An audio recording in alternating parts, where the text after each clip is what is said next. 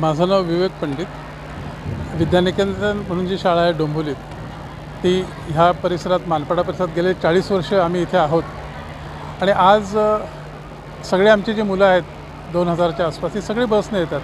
जेव्हा सकाळपासून कळलं की ट्रॅफिक जाम सुरू झालेलं आहे आणि सगळ्या बसेस जवळजवळ तासभर उशिरा येणार आहेत, त्यामुळे शेवटी असं ठरवलं की 12:30ची जी 5वी ते 8वी ह्या वर्गांची शाळा असते ती आज आपण घेऊया नको. त्या मुलांची शाळा पण नंतर कधीतरी सुट्टीच्या दिवशी घेऊ आणि त्यांना सुट्टी हे देऊन टाकू. म्हणजे निदान जी सकाळी शाळेत आलेली मुलं आहेत ती आणि दुपारी आता घरी जाणार आहेत ती, ही सगळी मुलं वेळेवर तरी आपापल्या घरी जातील. काय नेमकं कारण आहे? कुठं कुठं ट्रॅफिक जाम असतं आणि काय याला? ट्रॅफिक जाम हा डोंबिवलीच्या 5वीला पुरलेला आहे.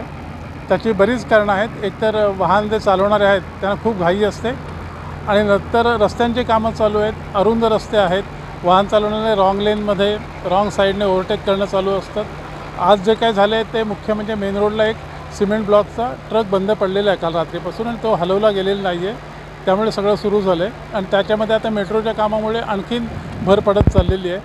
आणि हा त्रास आम्हालाच असं नव्हे, हा त्रास बऱ्याच शाळांमधल्या बऱ्याच मुलांना होतो आहे, फक्त कोणी बोलत नाही आहे. हा एकच भाग आहे. आणि ट्रॅफिक जॅमसाठी सगळ्यांनीच, ट्रॅफिकवाले जरी प्रयत्न करत असले, आजही आपण बघितलं असाल की कर्मचारी होते पण वाहन चालवणारे त्यांच्याकडे लक्ष देत नाहीत, सिग्नलकडे लक्ष देत नाहीत.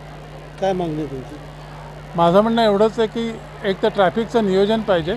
ट्रॅफिकचं नियोजन होऊ शकतं की जिथे वाहन चालकांचं त्याच्यामध्ये सहकार्य पाहिजे आपल्याला.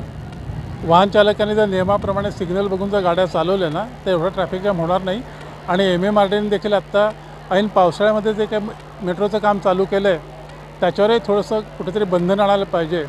कारण ह्या मेट्रोचा आपल्याला डोंबिवलीकरांना किती उपयोग होणार आहे बघणं आणखीनच वेगळा भाग आहे. आणि समजा ही मेट्रो पुढे मानपाड्यापर्यंत आली तर काय बघायला नको ट्रॅफिक जाम. कोणार्क, अपना शहर अपनी बातें.